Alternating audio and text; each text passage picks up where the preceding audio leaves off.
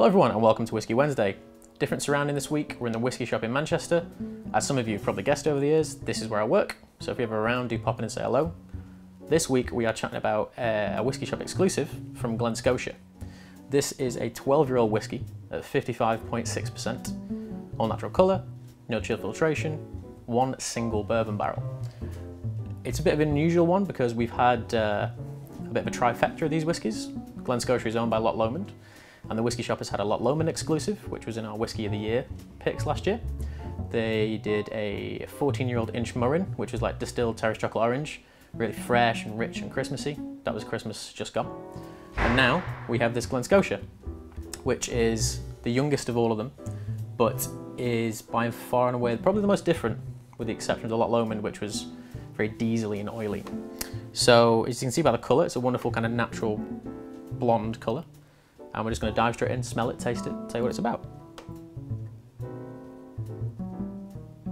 So you get the bourbon barrel straight away, and instantly, when we first opened this, it was loads of like orange peel, pineapple, mango. It was really exotic, big, fresh, kind of ripe fruits.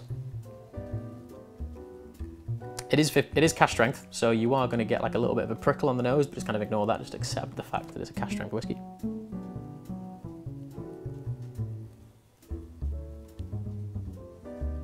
Yeah, it's very exotic, it's very rich. You get this little touch of smoke wisping through the background of it, but as you'll come to see, the smoke is much more prevalent towards the end. So we'll give it a little taste, and then we'll see what's going on as well.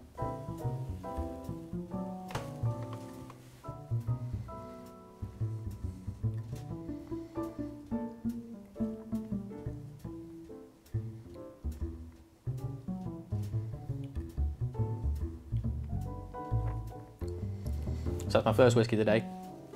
It is very spicy, and obviously with a cask strength whiskey, you're gonna have to deal with that anyway.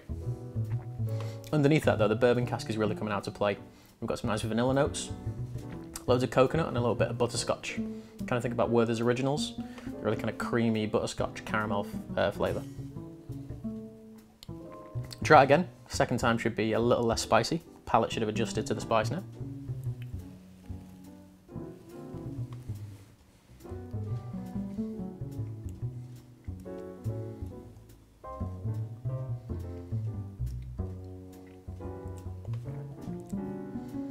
Yeah, it's a little more soft.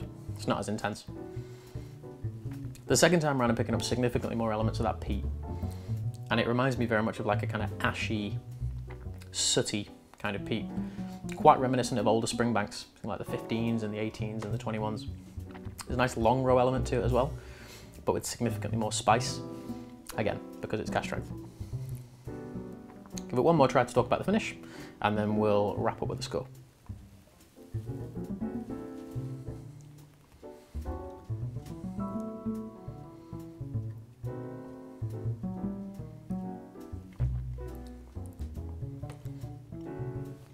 Texturally very light, and at the end there's all these kind of oak spices.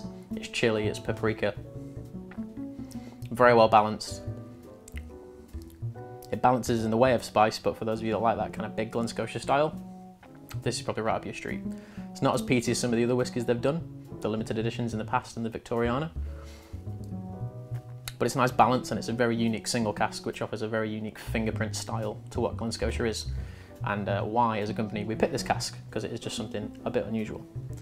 So of the 212 bottles that exist, we open one in store. I've now got one, and it is just a very nice expression of what Glen Scotia is all about. Personally, I give that a good like 8.5 out of 10. As you all know, I'm a big fan of the distillery anyway, and when it was announced that we had a single cask coming in, like I kind of jumped up out of my chair at the meeting when they told us. And if you do find yourself in Manchester, do pop in, because we do have it open, and you can hopefully enjoy it as much as I did. So thank you all very much for watching. I'm Phil, this is the Whisky Shop, and we will see you all next week. Cheers.